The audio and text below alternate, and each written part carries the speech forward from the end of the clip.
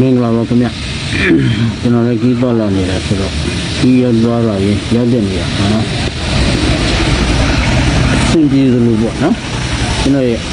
ပြည်သူများအတွက် live လုပ်ပြရတာဖြစ်ပါတယ်လိုအပ်ချက်များရှိနားလည်ပြီးကြပါနော်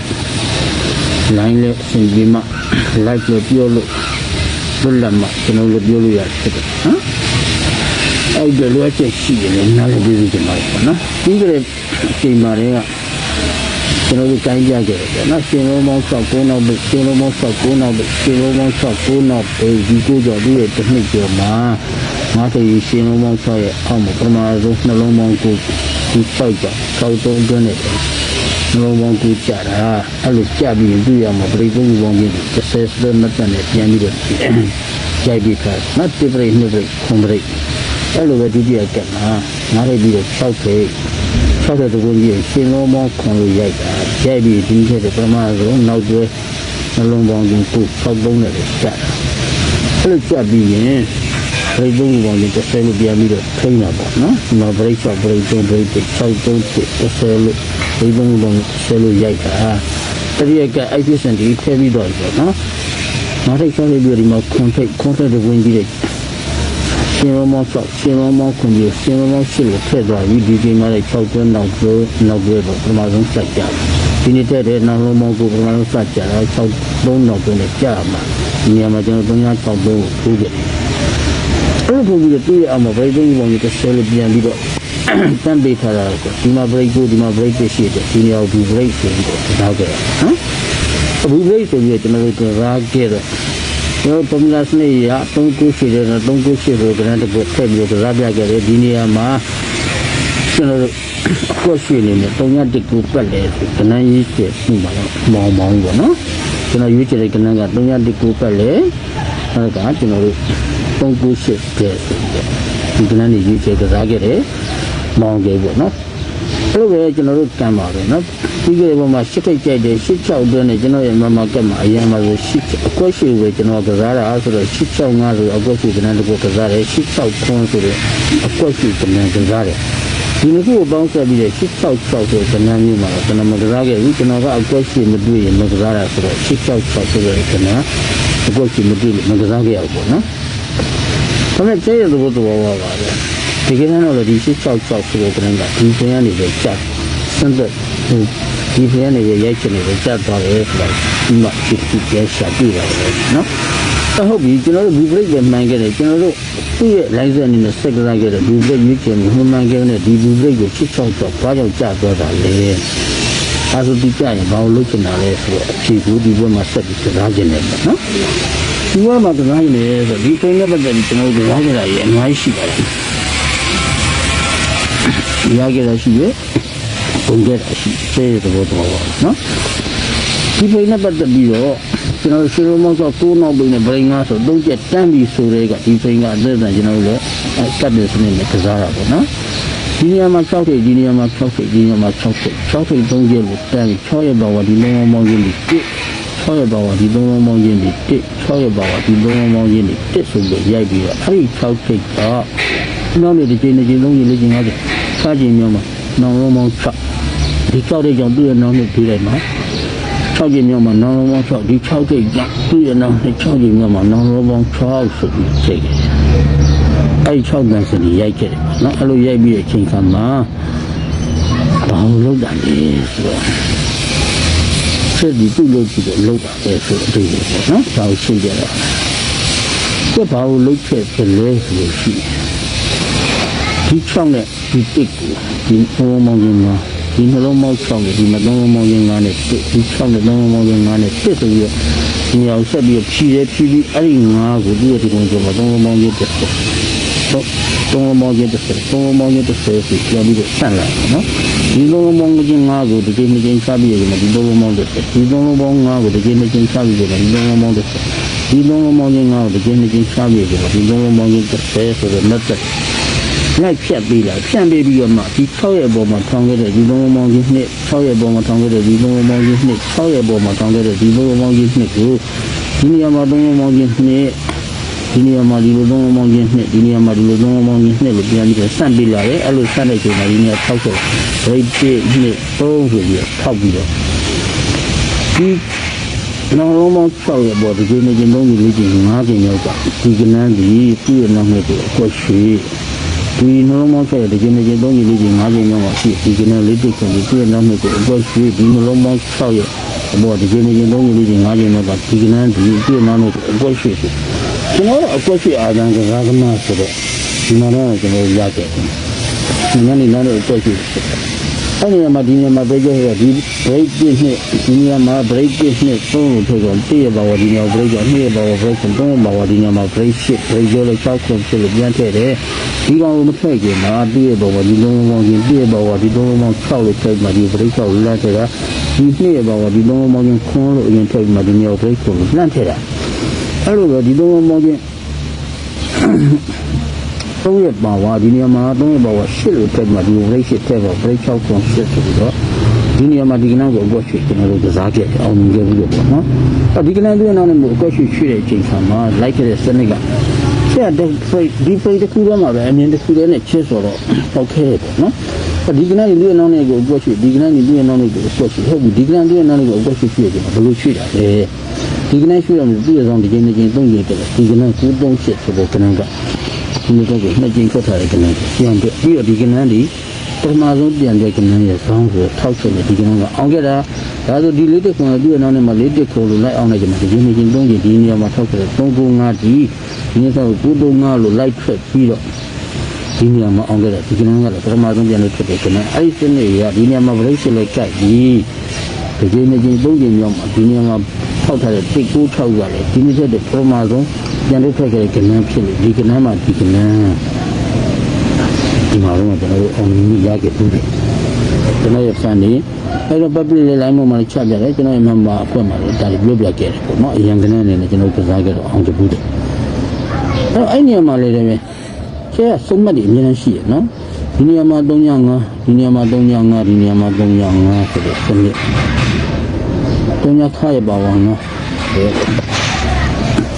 300ခါရပါဝါငါ300ခါရပါဝါငါဒီနေရာမှာ305ခါရပါဝါငါဒီလုံးလုံးပေါင်းချင်း8ဒီလုံးလုံးပေါင်းချင်း8ဒီလုံးလုံးပေါင်းချင်း8ငါ303လို့တပတ်ပဲအောင်ခဲ့အဲ့စနစ်ကပေါ့နော်အဲ့ဒီဂုံးစက်ဒီနေရာမှာခုနကျွန်တော်ထောက်ပြခဲ့ break 1ရပါဝါ3လုံးပေါင်းချင်း6ချိန်မှာဒီမှာ break 6ထည့်တာ2ရပါဝါဒီမှာ3လုံးပေါင်းချင်း9ချိန်မှာဒီ break ထည့်တာဒီ3ရပါဝါဒီနေရာမှာ3လုံးပေါင်း8လို့ထောက်မှာဒီနေရာမှာ break ထည့်တာ6ခုဖြစ်အဲ့ဒီ6ခုဖြစ်မလာရင်ဒီနေရာမှာရှင်းလုံးနောက်လုံးပေါင်းချင်း6နောက်လုံးပေါင်းချင်း9နောက်လုံးပေါင်းချင်း8လို့အရင်ထည့်တာအဲ့ဒီမှာတစ်ချိန်သူ့ရဲ့ပေါ်မှာ break 5 break 6 break 9 6ခုဆို break တက်ပြီးမှသူ့ရဲ့တကုံ50တကုံကြီးနောက်လုံးပေါင်း6 6တဲ့တကုံကြီးနောက်လုံးပေါင်း9ဒီနေရာမှာလည်း9တဲ့တကုံကြီးနောက်လုံးပေါင်း8လို့ရိုက်တာအဲ့လိုရိုက်ပြီးသူ့ကောင်းမှာ6ထိပ်6ထိပ်6ထိပ်အဲ့ဒီ6ထိပ်ကိုရိုက်တဲ့ချိန်မှာလည်းဒီနေရာမှာကျွန်တော်တို့3လုံးပေါင်းချင်းဒီအဲ့4ရပါဒီနေရာမှာ3လုံးပေါင်းချင်း9လို့ခံပြီးမှ9ရဲ့နဲ့6လို့ဖက်တာဒီနေရာမှာလည်း3လုံးပေါင်းချင်း4အဲ့4ရပါဒီနေရာမှာ3လုံးပေါင်းချင်း9ရပါ6လို့ခံပြီး4ရပါ9လို့ခံပြီးမှ9ရဲ့နဲ့ဒီနေရာကို6ဖိတ်ထည့်ခဲ့တာအဲ့လိုပဲဒီနေရာမှာလည်း3လုံးပေါင်းချင်း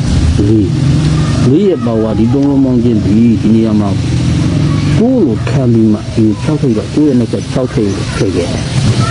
အဲ့ဒီ6ထိပ်လို့ထည့်ခဲ့တဲ့ကောင်ကဒီနေရာမှာ6ရက်နဲ့ဆက်ဒီ3လုံးပေါင်းချင်း9ဒီမှာ9ထိပ်ကိုရိုက်9ခါလို့ထည့်တယ်အဲ့ဒီ9ခါဒီလိုပဲဒီ9နောက်ပဲဒီနေ့ကျမှပထမဆုံးစကြတယ်9ခါအဲ့လိုပဲဒီ6ရက်နဲ့ဆက်ဒီနေရာမှာ9ခါလို့ထည့်တော့မှာထည့်တဲ့အချိန်မှာလည်းအဲ့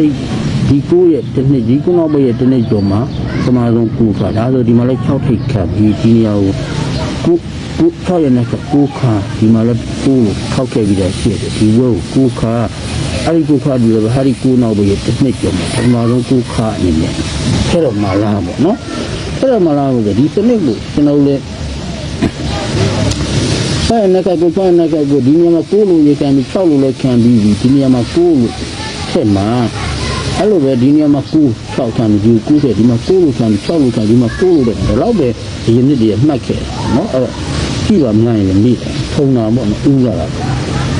ဒီစနစ်ဒီလိုအောင်ဖို့တဲ့ဆိုသူ့အပေါ်မှာကျူရင်လုပ်တဲ့စနစ်ကိုဘာလို့လုပ်မလဲဆိုတော့အဲ့ဒီကိုပြန်ပြီးတွေးရပါမယ်ကျွန်တော်ဒီကပြောတယ်တော့အသိမရခဲ့တော့ဒါယူရှင်းပြတဲ့သတိမရခဲ့တော့အဲ့သတိမရခဲ့တဲ့ကျဲပေါင်းစပ်မှုရှိကိုရှိတယ်ဆိုတော့ဒါကိုပြောကြရတယ်ဒီသုံးလုံးမောင်းချင်းလေးရပါဝါကိုကိုရဲ့26လို့ဆိုဒီသုံးလုံးမောင်းချင်းဒီ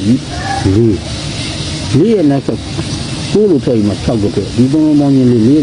ပါဝါကိုလို့ထိုင်မှာကိုရဲ့6လို့ဆိုဒီနေရာမှာဒီကိုကိုပြန်ထည့်ကျင်လာတဲ့အချိန်ကမှဒီသုံးလုံးမောင်းချင်းလေးကိုသူကအရင်ကျိုးပြီးထည့်ဒီလိုသုံးလုံးမောင်းချင်းလေးလို့ထည့်ခဲ့ဒီလေးကိုဘူးချိတ်လေးလို့ထည့်မှာလေးပါဝါဒီကိုခါလို့ထောက်ဒီနေရာမှာဒီသုံးလုံးမောင်းချင်းလေးကိုဒီနေရာမှာသုံးလုံးမောင်းချင်းလေးလို့အရင်ကျိုးထည့်ပြီးမှလေးပါဝါဒီကိုခါလို့ထောက်မှာအဲ့လိုပဲဒီလေးရဲ့ပါဝါဒီနေရာမှာလည်းသုံးလုံးမောင်းချင်းလေးလို့ထောက်ခဲ့ပြီးထောက်ပြီးမှဒီကိုခါထည့်တော့မှလာပေါ့နော်ဒါတွေးရပေါ့ကျွန်တော်တို့တွေးတဲ့အတိုင်းထွက်တဲ့ကနန်းဒီအောင်မြင်လာကြရင်ဒါမှန်တယ်ပေါ့နော်ကျွန်တော်တို့တွေးတဲ့အတိုင်းထွက်တဲ့ကနန်းထွက်မလာဘူးဆိုရင်ဒီစနစ်မပေးဘူးချင်းမှဒီလိုပဲသုံးသပ်ပြီးပြောကြတာပေါ့ပြောရတာပဲနော်ဒါယူရှင်းပြဒီဝီချိတ်လေးကိုဒီမှာတော့လေးလို့ခံပြီးမှကိုလို့ဒီမှာထည့်တာအခုလည်းလေးလို့ခံပြီးဒီမှာကိုလုံးမှထည့်တော့မှလားဒီမှာလည်းဒီလေးလို့ခံပြီးမှကျွန်တော်တို့ဒီသုံးလုံးပေါင်းချင်းကိုထည့်တာပြီးရင်ဒီလေးကဒီလေးလို့ခံပြီးကိုလုံးမှထည့်မှလားဒီမှာလည်းဒီသုံးလုံးပေါင်းချင်းလေးကိုခံပြီးမှဒီလေးရပေါ့ကိုလို့ထည့်တာအခုလည်းဒီမှာလေးလို့ခံပြီးမှဒီလေးရပေါ့ကိုဆိုတော့ထည့်တော့မှလားပေါ့နော်ထည့်မှလားဒါပူပွိုင်းအနေနဲ့လုပ်တဲ့လုပ်ပြီးဆက်ဆက်ပြီးတွေ့ရတိုင်းကျွန်တော်ပြီးခဲ့ပွဲတတိမရပါဘူးမေ့သွားတာနော်မေ့သွားတာအဲ့တော့ဟုတ်ပြီဒီကိုထည့်လို့ဒီဘူးရှိတ်လေးဒီဘူးရှိတ်လေးခံပြီးမှထဲတာလားဒီမိတ်ကရိုက်ချက်မှာစိတ်ဝင်စားဖို့ကောင်းတာကဒါတွေမဟုတ်ဘဲနဲ့ဒီသုံးလုံးမောင်းချင်းဒီ30ဒီသုံးလုံးမောင်းချင်းဒီ30ဒီသုံးလုံးမောင်းချင်းဒီ30ဆိုတဲ့ method ဒီတော့အတိအကျပြန်ပြီးတော့ထည့်တော့ဒီနေရာမှာထောက်ပြခဲ့ပြီးသုံးလုံးမောင်းချင်း30သုံးလုံးမောင်းချင်း30ဒီနေရာမှာသုံးလုံးမောင်းချင်း30တွေကဒီနေရာမှာသုံးလုံးမောင်းချင်းရှုပ်ပါကြလို့မပြောတော့နော်ဒီသုံးလုံးမောင်းချင်း30ဒီသုံးလုံးမောင်းချင်း30ဒီသုံးလုံးမောင်းချင်း30လို့အတိအကျထည့်ပြီးမှဒီကိုခါဒီကိုနောက်ပဲတနေ့ကျော်မှာပထမဆုံးကိုခါစထွက်တဲ့စနစ်ဒီကိုနောက်ပဲတနေ့ကျော်မှာပထမဆုံးကိုခါစထွက်တဲ့စနစ်ဒီကိုနောက်ပဲတနေ့ကျော်မှာပထမဆုံးစထွက်တဲ့ကိုခါစနစ်ဒီလိုရိုက်တော့မှလာနောက်တော့ဆက်တွေ့ကြည့်အောင်ဒါကြောင့်သာလင်းဒီစနစ်အရာ6ခါနဲ့ခွာလေးဆိုစနစ်ကိုအောင်ပြီးလို့ဖူဘရိတ်ကိုရိုက်တာနော်ကျွန်တော်ဆိုရရှင်းပြခဲ့တဲ့ဒီဘရိတ်သုံးပေါင်းချင်း30မှာကျွန်တော်ဖမ်းခဲ့တဲ့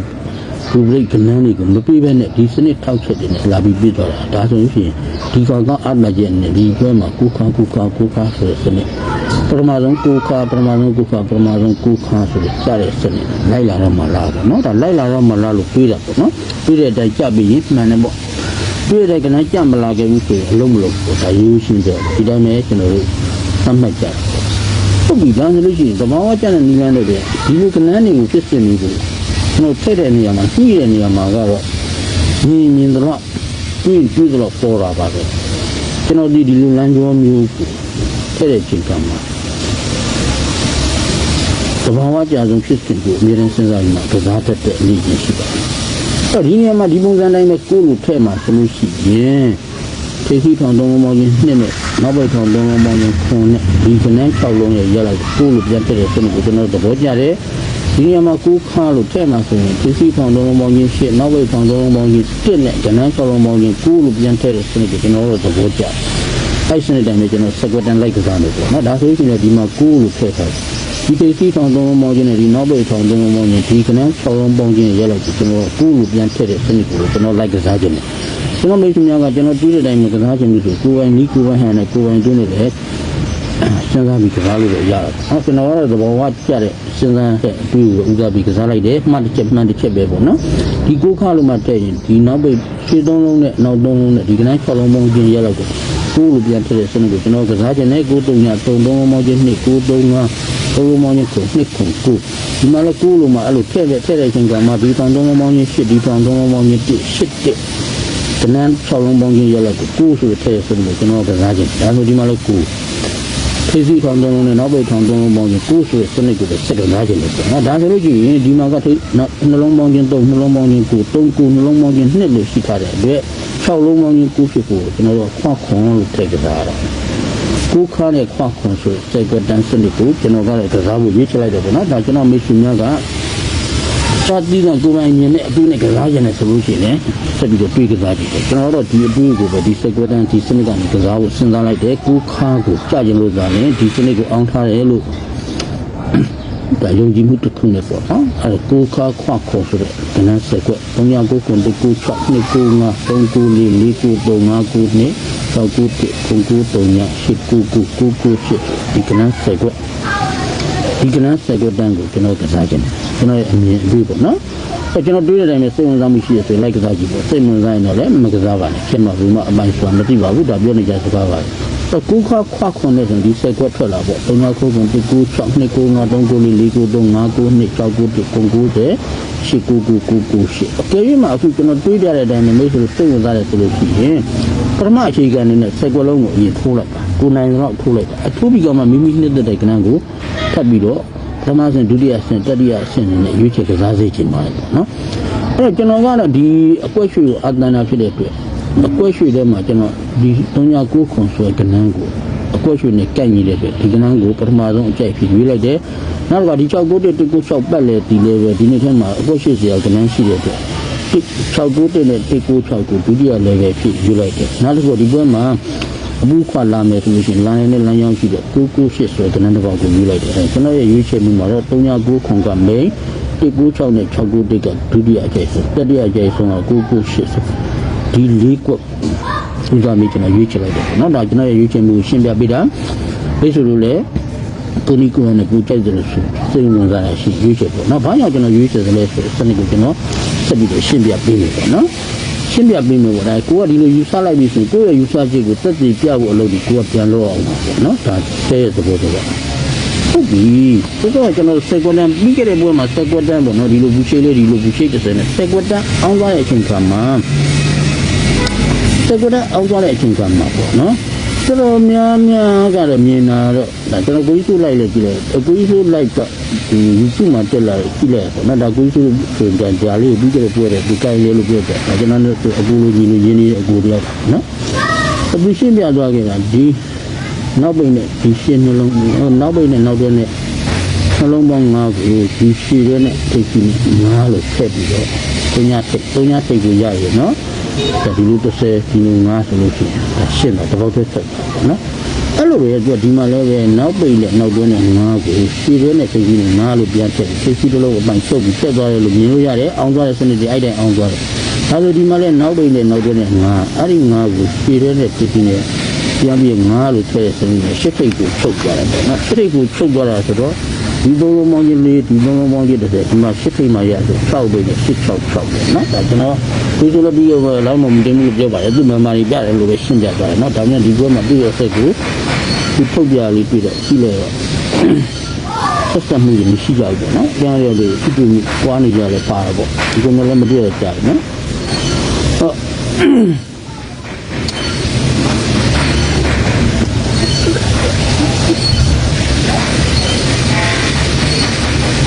်အဲ့လိုအောင်ခဲ့တာဆိုရင်ပေါ့နော်ဒါကျွန်တော်တို့ဒီဇိုင်းကြီးရအဲ့လိုအောင်ခဲ့တာဆိုရင်လားအဲ့ဒီငါးကိုပဲဒီနှလုံးနဲ့ဒီတစ်လုံးနဲ့ဒီတစ်လုံးနဲ့ဒီနှလုံးနဲ့ငါဒီနှလုံးနဲ့ဒီတစ်လုံးနဲ့ငါကိုအဲ့လိုငါလို့အောင်ခဲ့တာဒီလိုသုံးလုံးမောင်းခြင်းငါလို့ပြန်ထည့်မှာနော်ဒါဆိုလို့ရှိရင်ကျွန်တော်တို့ဒီနှလုံးနဲ့ဒီတစ်လုံးနဲ့ဒီနှလုံးနဲ့ငါဒီနှလုံးနဲ့ဒီတစ်လုံးနဲ့ငါကိုဒီလိုအဲ့ဒါဆိုဒီလိုငါလို့ပြန်ထည့်မှာဒီမှာဒီတစ်လုံးနဲ့ဒီနှလုံးနဲ့ငါဒီနှလုံးနဲ့ဒီတစ်လုံးနဲ့ငါကိုဒီလိုငါလို့ပြန်ထည့်မှာ6ချက်နော်6ချက်အဲ့ဒီမှာဒီရှစ်ထိပ်ကိုပြီးခဲ့ပွဲတော့လေချုပ်သွားတာပါရီးတယ်ဗျပါရီးတွေကတပ်ပင်စနစ်ချုပ်ပြီးနေပါမှာဆဲထည့်လို့ရတယ်ဒီနှလုံးပေါင်းကိုဒီလိုကိုလို့ချုပ်တယ်ဒီနှလုံးပေါင်း3ကိုဒီလို3လို့ချုပ်တယ်အဲ့လိုဆိုဒီနှလုံးပေါင်း1ကိုဒီလို1လို့ဆိုရပြီးခဲ့ပွဲမှာချုပ်သွားတာပါရီးတယ်ဒါလို့ကြည့်အခုလုံးလုံးမောင်းချင်း9ဆိုတော့ဒီလို9ဆိုရှင်နေရှင်မှာ6နောက်6ထိပ်လိုဝင်နေချိန်မှာလည်းပဲချုပ်တော့တာလည်းရှိပါတယ်ပေါ့နော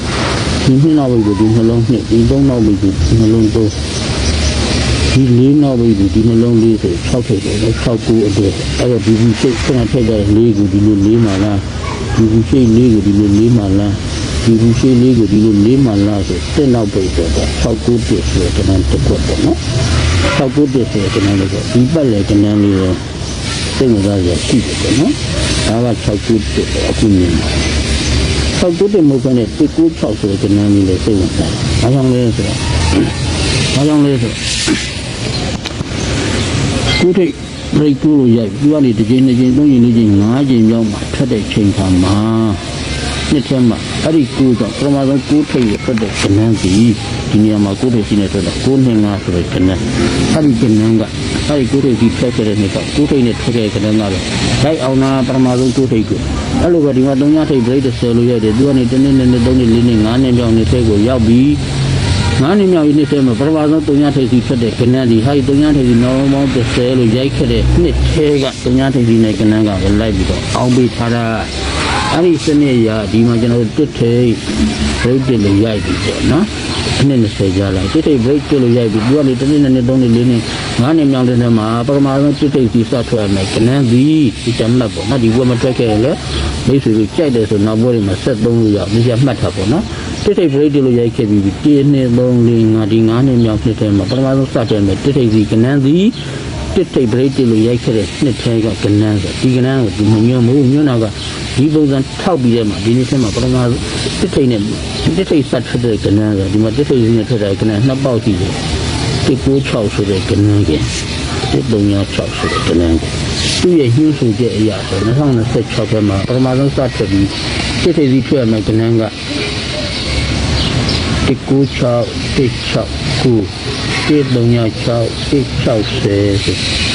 ဒီကဏ္ဍလေးကွက်သေးပဲသူကစထွက်လို့ရတယ်ညွှန်ထားတာရှိတယ်အဲ့ဒီအတွက်အခုဒီ196ဆိုတဲ့ကဏ္ဍကလည်းစိတ်ဝင်စားဖို့တော့ကောင်းတယ်ပေါ့နော်စိတ်ဝင်စားဖို့တော့ကောင်းတယ်ကျဲဘာမှဖြစ်နိုင်တာရဲ့ပဲဒီလိုဟာတွေကမြင်နဲ့ဆိုလို့ရတယ်လို့ကျွန်တော်ရှင်းပြကြတယ်အဲ့တော့ဒါလည်းရိုးရှင်းရှင်းချုပ်သွားပေါ့နော်ဒီ3လုံးပေါင်း4ဒီ3လုံးပေါင်း5ဒီ3လုံးပေါင်း4ဒီ3လုံးပေါင်း5ဒီ3လုံးပေါင်း4ဒီ3လုံးပေါင်း5ရိုက်ချက်တဲ့အဆုံးပါတော့ပေါ့6 9 1ဆိုတဲ့ကဏ္ဍတစ်ခွက်ကျဲလိုက်ဒါကိုကျဲတယ်ဒါကိုရွေးချယ်ပြီးပို့နော်အဲ့လိုမဟုတ်ခဲ့ဘူးဆိုလို့ရှိရင်လားအဲ့လိုမဟုတ်ခဲ့ဘူးဆိုတခြားပေါ့နော်တခြားစဉ်းစားရရှိတာပေါ့ခင်ဗျာဆက်တော့ပြီးအဖြစ်ရတော့ရှိနေရပဲပေါ့နော်မထွက်ခင်မှာတွေးစားတဲ့အပိုင်းယူဆတဲ့အပိုင်းတွေကကံတရားကိုဆုံးဖြတ်တာ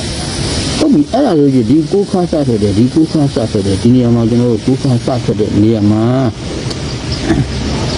ဒီနောက်ပိတ်ကိုချုပ်တဲ့ပိုင်းပေါ့နော်ကျွန်တော်ဒီကိုခါကြောင့်ဒီကနန်း6လုံးဒီကိုလို့စနစ်ဒီကိုခါကြောင့်ဒီကနန်း6လုံးဒီကိုလို့စနစ်ဒီကိုခါကြောင့်ဒီကနန်း6လုံးဒီကိုဆိုစနစ်မှာဒီနောက်ပိတ်ကိုပြန်အမျိုးမျိုးယူလို့ရတယ်ရှင်းပြပြရပါနော်အဲ့ဒီနောက်တွဲနဲ့ဒီနှစ်လို့ထည့်တယ်အဲ့ဒီနှစ်ကိုဒီကလူကောင်းကနောက်တွဲနဲ့နောက်ပိတ်ကနှစ်လို့ပြန်ချုပ်ထားတယ်ဒီနောက်တွဲနဲ့ဒီနှစ်လို့ထည့်တယ်အဲ့ဒီနှစ်ကိုဒီနောက်တွဲနဲ့နောက်ပိတ်နဲ့နှစ်လို့ပြန်ချုပ်ထားတယ်နှစ်နဲ့ပဲချုပ်တယ်အဲ့လိုချုပ်မယ်ဆိုလို့ရှိရင်ကျွန်တော်တို့ဒီနေရာမှာနောက်တွဲဒီနှစ်လို့ပြီးတော့ဒီလုံးနှစ်ပြအောင်ပုံရထဲဒါဆိုဒီနေရာမှာနှလုံးပေါင်း5ရှိဒီလုံးပေါင်းချင်းကျွန်တော်တို့ကနှစ်ဖြစ်ဖို့ခွန်နောက်ပေါ့ဒါလည်း396ခွန်ဆိုတဲ့ခဏန်းတစ်ခုတိတိကျကျတော့ကြိုက်နေတယ်ပေါ့နော်အဲ့လိုကြိုက်ရင်နေတဲ့အတွက်ဒီ396ခွန်ဆိုတဲ့ခဏန်းအဲ့ဒီခဏန်းကဒီရောက်ဒီဒီမှာကြာမှာက1နှစ်2နှစ်3နှစ်4နှစ်သူရှိ4နှစ်ရောက်ဆိုခဏန်း396ခွန်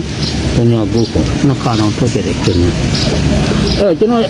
ဒီချိန်မှာနှစ်လိုက်အကွက်ရွှေ့ကြိုက်နေနေဆိုရင်2026 5ချိန်အတွက်ကျွန်တော်က1နှစ်2နှစ်3နှစ်4နှစ်သုံးစွန်းတဲ့ခုနှစ်ထဲကကဏ္ဍအကွက်ရွှေ့စိတ်ဆုံးတယ်အဲ့ဒီအတွက်ဒီ396ဆိုတဲ့ကဏ္ဍကဒီစိတ်ကတည်းကမှာတိုက်ဆိုင်မှုရှိဆုံးအကွက်ရွှေ့အတိအကျကြေးနေရာနဲ့ဖန်တဲ့ဒီကောင်ဒီတိုက်ဆိုင်မှုရှိဆုံးဖြစ်တဲ့အတွက်ဒါကြောင့်ကျွန်တော်396ခုကို main အကျိုးဆုံးကိုကျွန်တော်ရွေးချယ်ထားတယ်ဒုတိယကျရခုနကကျွန်တော်ထောက်ပြတဲ့196နဲ့691ကိုရွေးထား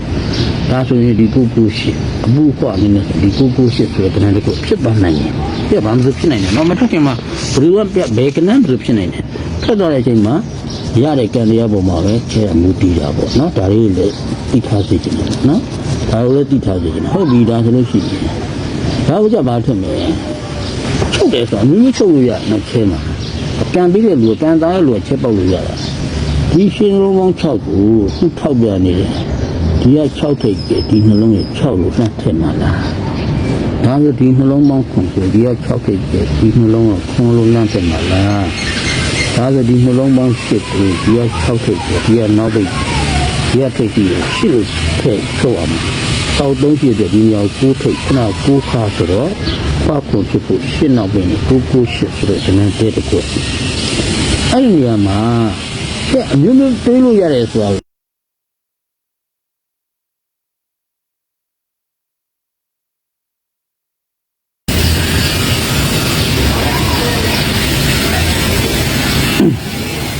မင်္ဂလာပါဗျာနော်ဒီပြန်ကြိတ်တက်တော့ဒီနှလုံးပေါင်း6ကိုဒီသိသိရဲ့ဒီနောက်ပြီးသိသိသုံးလုံးပေါင်း6ကိုပြန်ထည့်မယ်ဒီအတွင်းမျိုးသိကြည့်မယ်ပေါ့နော်ဒီနှလုံးပေါင်းကုန်ကိုဒီကသိသိရဲ့ဒီနောက်ပြီးဒီကသိသိရဲ့သုံးလုံးခွန်ကိုပြန်ထည့်ကြည့်မယ်ဒီရှစ်ကိုဒီကသိသိရဲ့ဒီကနောက်ပြီးဒီကသိသိရဲ့သုံးလုံးပေါင်းရှစ်လို့ပြန်ထည့်မယ်ဆိုလို့ရှိရင်639မှာရှစ်ကိုကရပြီးတာဖတ်ခွန်ကိုရှစ်ကထည့်ပြီးတော့98ဆိုတဲ့ကဏ္ဍတစ်ခွက်အမှုဖတ်တဲ့လူတွေလို့ရှိရင်ဒီကဏ္ဍတစ်ခွက်ထည့်ထုတ်ပြမယ်ပေါ့နော်တော့ဒီနေရာမှာလည်းဒီတိုင်းပဲထွက်လိုက်တယ်ရှိလိုက်တယ်ဆိုရင်ချုပ်ကွက်ကတော့သူကဒီရှိနေရတော့ပေါ့နော်ဒီလိုတော့ချုပ်လို့ရ9332နှစ်ပြီးတော့ဒီမှာ1ပြီးတော့ဒီမှာ3ညဆိုချုပ်ကွက်113အဲ့ဒီ113ညဒီမှာနောက်ပိတ်ကလည်းဖတ်ပြရပြီး3လုံးပေါင်းနဲ့ခွန်3လုံးပေါင်းရင်8 3လုံးပေါင်းရင်9ဆိုတဲ့ညီညာချင်းနဲ့တော့ပြီးတော့ညီညာပေါ့နော်ဒါဆိုလို့ရှိရင်998ဆိုတဲ့ကဏ္ဍတစ်ခွက်အဲ့ဒီစက်ကွက်နဲ့အခုကျွန်တော်ရှင်းပြတဲ့ live ကလည်းအများနဲ့မတက်နိုင်ပါဘူးပေါ့နော်ဒါကျွန်တော်ဖြေရတဲ့အချိန်မှာကျွန်တော်ပြတဲ့ကိုစေတနာရပေါက်ရင်လည်းရမယ်မပေါက်ရင်လည်းရှုံးတယ်ပေါ့နော်အမှားမှန်လက်ခံနိုင်မှလည်းလိုက်ထုတ်ကြပါလိုက်ပြီးတော့အတုံးကြည့်ပါပေါ့နော်အမှားမှန်လက်မခံနိုင်လည်းအလုံးမကြည့်ပါနဲ့ပေါ့နော်အဲ့တော့ကျင်းညစ်တဲ့ဆိုလို့ရှိရင်လည်းကျွန်တော်ရွေးချယ်တဲ့အပန်းကိုကျွန်တော်စဉ်းစားပုံစဉ်းစားနည်းအပန်းကိုမကြိုက်ဘူးကိုယ်တိုင်လည်းဖြန့်ကျက်ပြီးစဉ်းစားမယ်ဆိုလို့စဉ်းစားပါနောက်ကျွန်တော်စဉ်းစားပြလိုက်တဲ့အနေအထားကိုလည်းကျွန်တော်ရွေးချယ်တဲ့ကဏ္ဍကိုအကျဉ်းဆုံးရွေးချယ်တဲ့ကဏ္ဍကိုမနစ်တော့ဘူးကိုကြိုက်နေတာဒီကဏ္ဍစက်ကွက်မှာပါရင်လည်းလိုက်ထုတ်လို့ရတာပေါ့နော်ဒီလိုပေါ်ရနဲ့တင်ပြတာကျွန်တော်ကတော့ဒီစက်ကွက်စနစ်ထဲမှာ39ခွန်ဆိုတဲ့ကဏ္ဍကိုအကျဉ်းဆုံးရွေးချယ်ထားတဲ့ဒုတိယအနေနဲ့196နဲ့69ပိတ်ကိုဒုတိယဥစ္စာပြီးရွေးချယ်ထားတဲ့998ဆိုတဲ့ကဏ္ဍကိုတတိယအကျဉ်းဆုံးဒီ၄ကွက်ကိုကျွန်တော်ဥစ္စာပြီးရွေးချယ်ထားတယ်ကျန်တဲ့6ကွက်ကတော့အရင်အနေနဲ့ကျွန်တော်စက်ကွက်တလုံးတစ်စားကိုစိတ်ကူးထားတယ်ပေါ့နော်ဒါအနိကကက်နစ်စနစ်တွေမှာလည်းပဲစက်တိုက်အလုံးလုံးနေရာလေးတွေဖြစ်နေတဲ့အတွက်ဒါမိတ်ဆွေတွေကိုပြန်လည်မြောက်ပြီးနေတာဖြစ်ပါတယ်။နောက်ကျိုင်းမှာ3မှာနှစ်သက်မှလည်း3မှာကျိုင်းမှာလည်း3မှာနှစ်သက်မှလည်း3မှာအမှားမှန်လက်ခံနိုင်မှလည်း3မှာဆက်ပေါက်ခြင်းဆိုတာကံတရားပေါ်မှာအဓိကဘူတီပါတယ်ပေါ့နော်ဘလောက်ပဲတည်တည်ဘလောက်ပဲစဉ်းစားကံမပေးဘူးဆိုလို့ရှိရင်မတူညီတာတွေအားလုံးဖြစ်တတ်ပါတယ်နော်ဒါကြောင့်မလို့လက်ရှိမှာအားလုံးစဉ်းစားချင်းချင်းမှာဒီတော့ကကျက်နှစ်တက်မှလည်းပဲအလုပ်လုပ်ပါလို့လေးစားစွာဖြစ်ကျွန်တော်ကတော့အကျဉ်းပြုဆွေးနွေးကြည့်ပါတယ်ပေါ့နော်အားလုံးကောင်းကောင်းသိကြပါတယ်တင်းပေးတယ်ဆိုတာကလည်းပေါက်ကွက်ဖြစ်သွားတဲ့အချိန်မှာကျွန်တော်ရဲ့မိတ်ဆွေများအားလုံးကျွန်တော်ရဲ့ခံများအားလုံးပဲရစေခြင်းနဲ့စိတ်နဲ့တင်းပေးတာပါစေတနာစမ်းစမ်းနဲ့စိတ်ကိုဖြူစင်ဆိုတာထားပြီးတော့တင်းပေးတာဘာမျိုးလုံးကျွန်မလည်းထားတာမရှိဘူးပေါက်ရင်လည်းမိတ်ဆွေတို့ကိုယ်တိုင်ရမှာမပေါက်ရင်လည်းမိတ်ဆွေတို့ကိုယ်တိုင်ဆုံးရှုံးရမှာအဲ့ဒီအမှားမှန်လက်ခံနိုင်မှလည်း3ပါနောက်တစ်ခုကလည်းပေါက်ရင်လည်းကိုယ့်ကိုယူလိုက်ပါမပေါက်ရင်လည်းတိတ်တိတ်ကြီးကိုယ့်ကိုပဲနောက်တစ်ချိန်ကျိုးစားအောင်မယ်ဆိုတော့စိတ်မျိုးတွေးပါလို့ဒီလိုလက်ခံနိုင်မှသာလေကျွန်တော်ရဲ့အတွေးမြင်ကိုလိုက်ပြီးတော့ကစားပါလို့တိုက်တွန်းပါပေါ့နော်အဲ့ဒီအချိန်မှာတော့ဒီ live ကြည့်လေကျွန်တော်တို့တက်ချင်ပါပါကျွန်တော်တို့ဒီလိုစဉ်းစားပုံစဉ်းစားနည်းကိုကျွန်တော်တို့ဒီမှာဆိုကျွန်တော်စဉ်းစားထားတဲ့ရှစ်ခါနဲ့ပတ်ချောင်းနဲ့စေကနဲ့စဉ်းစားထားတာတစ်ခုရှိပါတယ်ဒါမျိုးစနစ်ကဒီလိုစနစ်မျိုးမှာပဲဒီစကွက်တောင်ကိုစဉ်းစားထားတယ်ဒါမျိုးစနစ်စဉ်းစားထားတာတစ်ခုရှိတယ်နောက်ဆက်ပြီးကျွန်တော်ကစားကြတယ်နောက်ဆက်တစ်ခုကခွန်ထိပ်စင်းတဲ့အမိစနစ်အရာကျွန်တော်ဒီစကွက်တန်းတစ်ခုခွန်ထိပ်သားခွန်ထိပ်စီးအကျိုက်နဲ့ကစားတဲ့စနစ်ပေါ့နော်ခွန်တင်ညာလေးခွန်တင်နာခွန်လေး6ခွန်တော့ခွန်လေး6ခွန်5လို့ခွန်6လို့ခွန်စနစ်ခွန်9 3လို့ဒီစကွက်တန်းစနစ်ဒီတိုင်းကစားတော့တစ်ခုစဉ်းစားထားတာရှိနောက်ဒီနည်းအဖြစ်စိတ်ကဒီလိုစဉ်းစားမယ်ဆိုအများကြီးဖြစ်တာပါပဲပေါ့နော်နောက်တနည်းအားဖြင့်ကတော့ကျွန်တော်တို့ပေါက်ကူနောင်လုံးပေါင်း30ဆိုတဲ့စဉ်းစားနည်းနဲ့စကရန်တစ်ခုစဉ်းစားထားတာရှိတယ်အခုထိတ်စီးနဲ့စဉ်းစားတဲ့စနစ်ထဲမှာကျွန်တော်အကြိုက်ဆုံးရေးတာ9နှစ်6 3 9 8နှစ်ဆိုတဲ့ကဏ္ဍ3လုံးဒီကဏ္ဍ3ပေါက်ကိုရေးပါတယ်ဘယ်လိုစဉ်းစားတာလဲဆိုတာတွေကျွန်တော် live လို့ပြောပြဖို့ကျွန်တော်မှအချိန်မရှိပါဘူးပေါ့နော်နောက်ဒီစနစ်မှာဆို1နှစ်8နှစ်9 8နှစ်ဆိုတဲ့ကဏ္ဍ2ကွက်ကြိုက်ထားတာရှိပါတယ်ခုနစနစ်ထဲမှာဆိုကျွန်တော်4ကွက်ဒီစနစ်မှာတော့ကျွန်တော်တို့ထောက်ပံ့လိုက်ရင်လည်းကျွန်တော်3လောက်ဖြစ်တဲ့အတွက်ကျွန်တော်တကွက်တည်း89ဆိုတဲ့တကွက်တည်းကိုလည်းကျွန်တော်အကျဉ်းဆုံးကစားကိုရေးချက်ထားတဲ့ဖိုင်နှစ်တဲ့ဆိုဒီချိန်မျိုးမှာစစ်ထိုင်မှာလေးထိုးလို့ရတယ်နော်ခါရဖြစ်ဘောအမျိုးမျိုးပါပဲနော်ဒါရတော့အရန်ဖြစ်ကျွန်တော်ကလည်းကြိုက်မှလိုက်ကစားဒါထိုးရင်းကြည့်ပေါ့နော်မမကက်ဒီမှာကျွန်တော်တို့အရန်ဖြစ်အသုံးပြုနေကစားကွက်တွေဖြစ်တယ်ဒါကြောင့်ဒီစနစ်လေးမျိုးတွေကကျွန်တော်နှစ်သက်ဆုံးဒီစနစ်စကွက်စနစ်တစ်ခုကို live လုပ်ပြီးတော့ ရှင်းပြပြလိုက်ပါတယ်နော်အဲကျွန်တော်မိတ်ဆွေများလည်းကြိုက်တဲ့သုံးပါမကြိုက်ရင်သုံးပါလို့ပေါ့နော်ဒီပွဲမှာကျွန်တော်အထူးပြုပြီးတော့ကစားမယ်စနစ်ဒီကျွန်တော်ကအကွက်ရှိကိုပဲအာဇနာအကွက်ရှိကစားနည်းကိုပဲစိတ်ဝင်စားတာဖြစ်တဲ့အတွက်ပေါက်တဲ့ချိန်ရမယ်မပေါက်တဲ့ရှုံးမှာပဲပေါ့နော်2026 5ချိန်အတွက်ကျွန်တော်အနှစ်သက်ဆုံးကစားမယ့်ကစားနည်းဒီ2023နဲ့ကဖက်တဲ့ကဏ္ဍကိုပေါ်ပြီးတော့ကစားတဲ့စနစ်နဲ့အကျိုက်ဆုံးမှတ်တမ်းနဲ့ရှယ်ဦးကဏ္ဍထုတ်ပြီးတော့ကစားမှာဖြစ်ပါတယ်ပေါ့နော်အဲ့အပတ်စဉ်အားပေးတဲ့ပုဂ္ဂိုလ်များအားလုံး14ရက်နေ့မှာစပြီးလာခဲ့ပါဒီနေ့မှမလာခဲ့ပါနဲ့အောင်ကျွန်တော်စဉ်းစားနေဖြစ်သေးပါဘူးပေါ့နော်14ရက်နေ့ဆိုရင်စပြီးတော့ကျွန်တော်တို့ရောင်းပေးပါတယ်ပေါ့နော်ဒီပွဲမှာတော့ကျွန်တော်ပုံမှန်စင်းနဲ့ပဲရောင်းပေးမှာဖြစ်ပါတယ်ဝင်နေကြမိတ်ဆွေအားလုံးကြည့်ပါတယ်14ရက်နေ့မှာလာခဲ့ပါကြည့်ပြီးတော့မလာခဲ့ပါနဲ့เนาะကျွန်တော်လည်းကြီးဆက်နေရဖြစ်တဲ့အတွက်အချိန်ပြည့်ဒီဟာကိုကြီးနဲ့လုံးမပေးနိုင်ပါဘူးเนาะ14ရက်နေ့မှာစပြီးလုပ်ပြီးမှဖြစ်တဲ့အတွက်အခုကျွန်တော်လမ်းစာကိုပေါ်ပြလိုက်ပြီးပြီ2026 5ချိန်အတွက်ကျွန်တော်အကြိုက်ဆုံးထိုးမဲ့စနစ်ဒီစနစ်2နှစ်3နှစ်4နှစ်2023နဲ့ကထွက်ခဲ့တဲ့ကဏ္ဍကိုပဲဥစားပြီးရွေးချယ်ထိုးမှာအဲ့လိုထိုးတဲ့နေရာမှာလည်းပဲပေါ့နော်ခုနကျော်တဲ့အမိကျွန်တော်အများနဲ့ပြောနေကြစကားပါအဲ့ဒါဘလောက်လေလာခြင်းအင်ရှင်လက်ခံအောင်မှဆိုတဲ့သဘောပုံပါအဝေးလိုက်နေဘလောက်ပဲပုတ်ကြဘလောက်ပဲတောင်းဒီနေရာဒီချိန်မှာဒီနှစ်ထဲကလက်ခံနိုင်တဲ့စနစ်ရှိအောင်မှအဲ့လိုလက်ခံနိုင်တဲ့စနစ်ကိုရွေးချယ်ပြီးကျွန်တော်ထိုးတာဖြစ်ပါတယ်ပေါ့နော်မှန်တယ်ဖြစ်စေမှန်တယ်ဖြစ်စေကျွန်တော်တို့ဒီအကွက်စိတ်ကစားတာဖြစ်တဲ့ပြထိုးရင်းကျင်နဲ့တော့အာပါရဟန်းပါတယ်ထိုးရမှာတော့ fighter dead ကိုထည့်လေထိုးမှာပေါ့နော်ပေါ်တဲ့ချိန်ရမယ်မပေါက်သေးသေးထပ်မှန်ကျိုးရအောင်မယ်ဆိုတဲ့အတိမျိုးအဲ့ဒီစိတ်မျိုးထားနိုင်မှလည်းလာခဲ့နှုတ်ရှင်လည်းမလာခဲ့နဲ့အပိုင်းဆိုမရှိပါဘူးနော်အပိုင်းလည်းမသိပါဘူးပေါ့နော်စိတ်ဝင်စားတဲ့သူရှိရင်တော့ဒါကျွန်တော်ရဲ့ဖုန်းနံပါတ်3990303254ဒီဖုန်းနံပါတ်ကိုတိုက်ရိုက်ဆက်ဘိုင်ဘာကနေလာပြီးဆက်တယ်ပါဘိုင်ဘာကနေစာရေးပြီးတော့ပဲပြောပါပေါ့နော်3990303254